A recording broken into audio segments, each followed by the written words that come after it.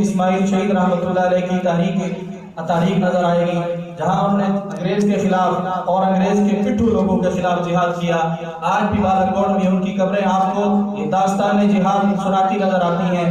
آج بھی آپ کو بالنگوڑ میں ان کی قبریں بتاتی ہیں کہ کس طرح ہم نے انگریز کے خلاف تحریک آزادی چلائی۔ آپ آگے چلیں، یہ 1830 کی بات میں آپ کو بتا رہا ہوں۔ 1857 میں شاملی کے میدان میں دیکھیں، وہاں پر اگر انگریز کے خلاف کوئی سینہ سپر تھا تو وہ حاجی امداد اللہ مہاجر مکی تھا۔ وہاں اگر انگریز کے خلاف کوئی موجود تھا تو مولانا قاسم نانوتوی صاحب تھے۔ وہاں اگر انگریز کے خلاف کوئی سامنے موجود تھا مولانا رشید احمد گنگوہی موجود تھے۔ وہاں اگر کوئی موجود تھا حافظ ضامن شہید موجود تھے۔ آپ آگے چلیں، تحریک ریشمی رومال چلتی ہے۔ تحریک ریشمی رومال کی قیادت کرنے والے شیخ الہند تھے، جو انگریز کے خلاف اپنی پوری منصوبہ بندی کے ساتھ ہندوستان سے نکالنے کی منصوبہ بندی کرنے کے بعد اپنے گورنر بھی مقرر کر چکے، اپنے کمانڈر بھی مقرر کر چکے۔ لیکن کیا کیا جائے کہ ہماری تاریخ یہی ہے کہ جب بھی ہمیں نقصان پہنچایا اپنوں نے پہنچایا، جب بھی غداری ہوئی اپنوں کی طرف سے ہوئی۔ وہ شریف مکہ کہ جس کو جا کر شیخ الہند رحمۃ اللہ علیہ نے اپنا منصوبہ بتایا کہ میں ہندوستان سے اپنے مسلمان بھائیوں کو اس طرح آزادی دلانے کا منصوبہ بنا چکا ہوں، اس شریف مکہ نے غداری کی، انگریز کو سب کچھ بتایا، گرفتاری ہوئی، شیخ الہند کو مالٹا میں ڈالا گیا، ان کے ساتھ مولانا حسین احمد مدنی کو ڈالا گیا، جعفر تھانیسری کو ڈالا گیا۔ یہ سارے علماء کرام جنہوں نے انگریز کے خلاف تحریک آزادی میں قربانیاں پیش کی۔ آگے چلے، مولانا حسین احمد مدنی رحمۃ اللہ علیہ نے، شیخ الہند رحمۃ اللہ علیہ نے ایک سیاسی جدوجہد کی۔ مولانا اشرف علی تھانوی رحمۃ اللہ علیہ نے قائد اعظم کو پاکستان کا منصوبہ پیش کیا۔ یہ علامہ اقبال رحمۃ اللہ علیہ نے 1930 میں آ کر منصوبہ پیش کیا۔ اس سے پہلے 1928 میں مولانا اشرف علی تھانوی پہلے سے الگ ریاست کا منصوبہ پیش کر چکے۔ آج ہم سنتے ہیں کہ علامہ اقبال رحمۃ اللہ علیہ نے سب سے پہلے پاکستان کا منصوبہ پیش کیا کہ مسلمانوں کے لیے الگ ریاست ہونی چاہیے۔ حقائق یہ نہیں ہے، حقائق یہ ہے کہ پاکستان کا سب سے پہلے منصوبہ پیش کرنے والی ذات وہ ہم دیوبندیوں کی اور ہمارے علماء کی شان مولانا اشرف علی تھانوی رحمۃ اللہ علیہ۔ آج کیسے کہا جاتا ہے، آج کیسے کہا جاتا ہے،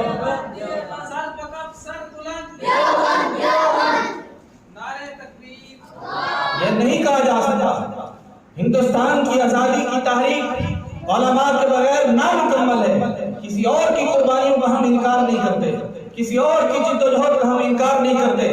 ہر کسی نے اپنا حصہ ڈالا، لیکن میں سمجھتا ہوں کہ سب سے زیادہ حصہ علماء نے ڈالا ہے۔ کوئی ہے جو یہ پیش کر سکے کہ پشاور سے لے کر آگرہ تک، دلی تک ہر درخت پر اٹکتی لاش مولوی کی تھی، وہ کسی سیکولر کی نہیں تھی، وہ کسی کالج یونیورسٹی کے پڑھے ہوئے کی نہیں تھی، بلکہ وہ فاضل علماء اور شرعیہ کی لاشیں تھی۔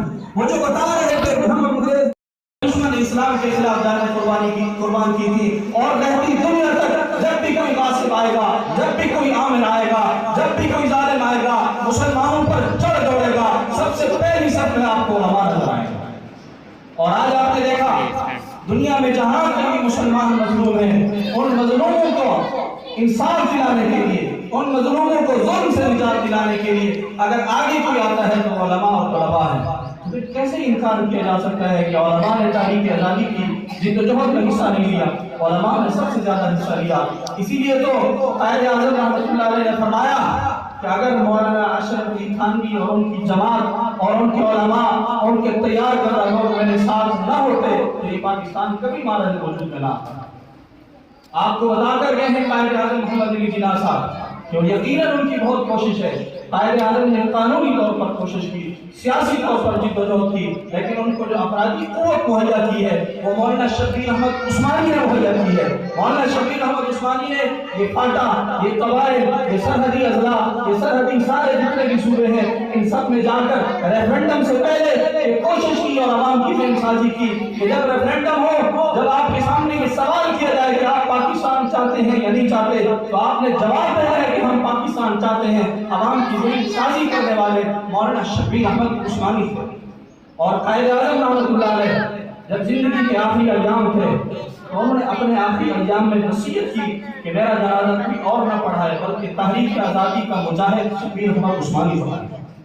یہ اس بات کا اعتراف تھا کہ علماء نے بھرپور جدوجہد آزادی کی تاریخ میں حصہ لیا ہے۔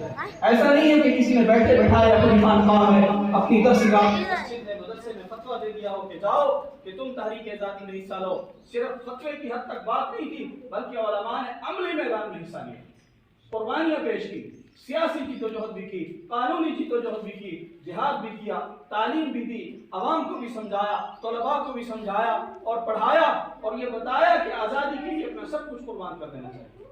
اور پاکستان حاصل کرنے کے بعد بھی علماء بیزار نہیں ہوئے پاکستان سے، پاکستان کو ایک اسلامی نظام دینے کے لیے اول دن سے علماء کی کوششیں جاری ہیں۔ کبھی شبیر احمد عثمانی رحمۃ اللہ علیہ اپنے علماء ساتھیوں کے ساتھ، مفتی شفیع عثمانی کے ساتھ، مولانا ظفر احمد عثمانی کے ساتھ اور دیگر علماء کے ساتھ مل کر قرارداد مقاصد بناتے ہیں اور اس کو پاکستان کے آئین کا بنیادی جز اور حصہ بناتے ہیں کہ جب کبھی بھی پاکستان میں اسلام نافذ کیا جائے گا، جب کبھی بھی پاکستان میں کوئی اسلامی قانون بنایا جائے گا، اس کی بنیاد قرارداد مقاصد میں موجود ہے۔ اور آپ جانتے ہیں کہ علماء صرف وہاں تک نہیں رک گئے بلکہ علماء نے آگے آ کر بھی کردار ادا کیا۔ تحریک ختم نبوت میں آگے نظر آنے والا عطا اللہ شاہ بخاری ہمارے عالموں میں سے تھا، علماء میں سے تھا، احمد علی لاہوری علماء میں سے تھا۔ اور جب کبھی مسلمانوں کو قادیانیوں کو آخری ضرب لگانی تھی، جب قادیانیوں کے تابوت میں آخری کیل ٹھوکنی تھی تو سب سے پہلی صف میں نظر آنے والا مجاہد مفتی محمود بھی موجود تھا۔ مفتی محمود رحمۃ اللہ علیہ نے، مولانا غلام گوش ہزاری رحمۃ اللہ علیہ نے، شاہ احمد دورانی رحمۃ اللہ علیہ نے، ان کے والد عبدالحلیم فاروقی رحمۃ اللہ علیہ نے، ان سب بزرگوں نے مل کر پاکستان کی جدوجہد آزادی میں حصہ لیا، پاکستان کو اسلامی نظام دینے کے لیے حصہ لیا۔ آج بھی علماء پاکستان میں اسلامی نظام قائم کرنے کے لیے میدان میں موجود ہیں اور انشاءاللہ ہر دم وہ لوگ رہیں گے۔ ہمارا مقصد وہی ہے کہ قائد اعظم رحمۃ اللہ علیہ فرما گئے کہ ہم یہاں پر نظام خلافت راشدہ قائم کرنا چاہتے ہیں۔ ہم اس زمین پر جو خدا کی دھرتی ہے، اس خدا کی دھرتی پر خدا کا نظام نافذ کرنا چاہتے ہیں۔ یہ جدوجہد آزادی ہے اور اس میں علماء کرام کا کردار